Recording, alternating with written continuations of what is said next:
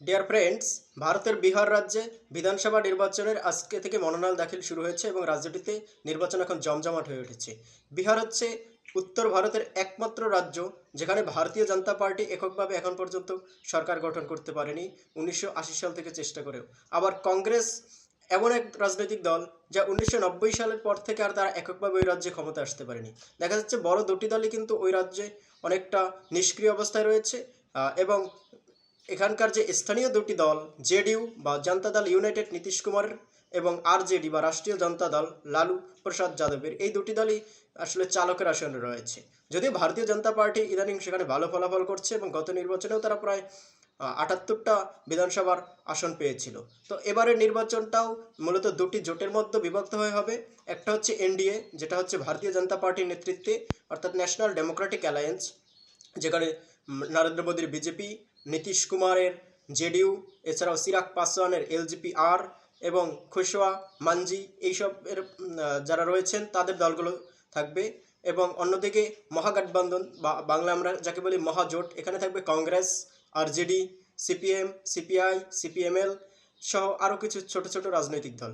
সুতরাং দেখা যাচ্ছে এই রাজ্যের রাজনীতি এই দুটি বড় জোটের মধ্যে। তবে এবার একটা ফ্যাক্টর হিসেবে কাজ করতে পারে প্রশান্ত কিশোর, যাকে সাধারণত পিকে বলা হয়।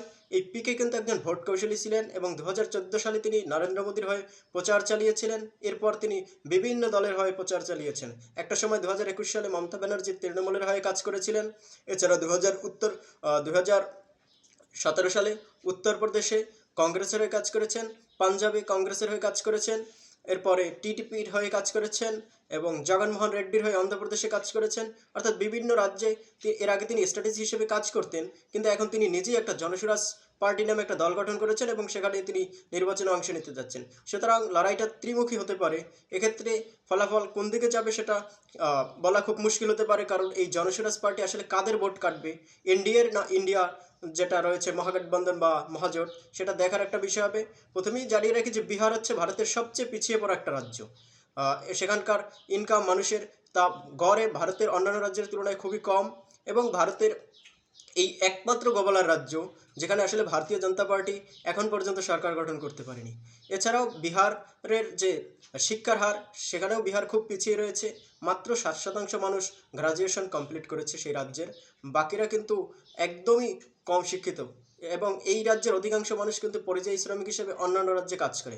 সুতরাং বিহারের রাজনীতি কিন্তু খুব কম শিক্ষিত মানুষের মধ্যেই সীমাবদ্ধ। এর ফলে দেখা যায় যে সেখানে জাতির নামে ভোট হয়। কিছু কিছু রাজ্যে যেমন ধর্মের নামে ভোট হয়, যেমন উত্তরপ্রদেশ, গুজরাট বা রাজস্থান বা অন্যান্য দিল্লি, এইসব রাজ্যগুলোতে যেমন ধর্মের নামে ভোট হয়, ঠিক একইভাবে বিহারে কিন্তু জাতির নামে ভোট হয়। অর্থাৎ যেমন বিভিন্ন কাস্ট সিস্টেম যেগুলো রয়েছে, দলিত, এছাড়াও যাদব, মুসলিম, এগুলোর উপর ভোট হয়। ফলে দেখা যায় যে এক একজন জাতিবাদী নেতার উত্থান হয়। যেমন এর আগে নীতিশ কুমার বা লালু প্রসাদ যাদব বা কর্পূরী ঠাকুর বা অন্যান্যরা ছিলেন এরকমের অনেক, যেমন বিপি সিং ওখান থেকে উঠে এসেছিলেন এই বিহার থেকেই। ফলে দেখা যাচ্ছে ইতিমধ্যেই বিহারের মানুষ কিন্তু ভাগ হতে শুরু করে হচ্ছে জাতিতে, এবং যখন টিকিট বিলি করা হবে সেগুলোও কিন্তু বিভিন্ন জাতির মাধ্যমে দেওয়া হবে। অর্থাৎ কোন জাতির মানুষ কোন এলাকায় সংখ্যাগরিষ্ঠ, সেই এলাকায় মনোনয়ন কিন্তু ওইভাবেই দলগুলো দেবে। ইতিমধ্যেই সেখানে 243 সিটের জন্য এনডিএ তাদের সকল যে ক্যান্ডিডেট তাদের নাম ঘোষণা করেছে, অর্থাৎ লিস্ট ইতিমধ্যেই জারি করা হয়েছে। সেখানে ভারতীয় জনতা পার্টি 101 এবং জেডিইউ 101 আসনে লড়াই করবে। অন্যদিকে এলজেপিআর লড়াই করবে 29টা আসনে। জিতন রাম মাঞ্ঝি, যিনি এক বছরের জন্য সেখানকার মুখ্যমন্ত্রী ছিলেন, তিনিও লড়াই করবেন 15টা আসনে।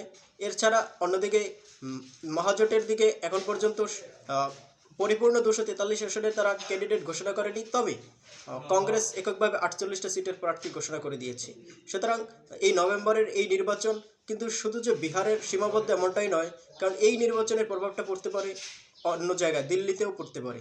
অর্থাৎ দিল্লিতে সরকার কিন্তু একক সরকার নেই, সেখানে একটা জোট সরকার রয়েছে এনডিএ নেতৃত্বে। এখানকার একটা ফ্যাক্টর হচ্ছে এই বিহারের মুখ্যমন্ত্রী নীতিশ কুমার এবং আরেকজন হচ্ছে অন্ধ্রপ্রদেশের মুখ্যমন্ত্রী চন্দ্রবাবু নাইডু। সুতরাং নীতিশ নাইডুর উপর ভর করেই কিন্তু নরেন্দ্র মোদীর সরকার চলছে। সেক্ষেত্রে যদি এই রাজ্যে একটা বড় ধরনের ভূমিধস জয়, যেটা তা যদি মহাজোট পায় এবং সেক্ষেত্রে যদি নীতিশ কুমার একদম রাজনীতি থেকে ইনঅ্যাক্টিভ হয়ে যায়, তাহলে দিল্লির সরকার পড়ে যেতে পারে। আবার যদি এখানে এনডিএ ভালো ফলাফল করে, তাহলে কিন্তু তারা আরও শক্তিশালী হবে কেন্দ্রে। সুতরাং দেখা যাচ্ছে নরেন্দ্র মোদীর সরকার আসলে কতদিন টিকবে, পুরো 5 বছর টিকবে কি টিকবে না, এগুলো নির্ভর করছে এখন বিহার নির্বাচনের উপর। ইতিমধ্যেই চন্দ্রবাবু নাইডু বেশ কিছুদিন আগে বলেছিলেন যে আহ, সরকারে তিনি কতদিন থাকবেন কি থাকবেন, এগুলো আসলে অনেকটা নির্ভর করছে বিহার নির্বাচনের উপর। সুতরাং দেখা যাচ্ছে যে নভেম্বরে যখন নির্বাচন হবে, ডিসেম্বরের মধ্যে পরিষ্কার হবে যে নরেন্দ্র মোদীর সরকার আসলে 2029 সাল পর্যন্ত যাবে কি যাবে না। কারণ এর আগে 2014 আর 2019 সালে যখন তার সরকার এসেছিল, দুবারই তারা একক সংখ্যাগরিষ্ঠতা পেয়েছিল। 2014 সালে 282 আর 2019 সালে 303 আসন।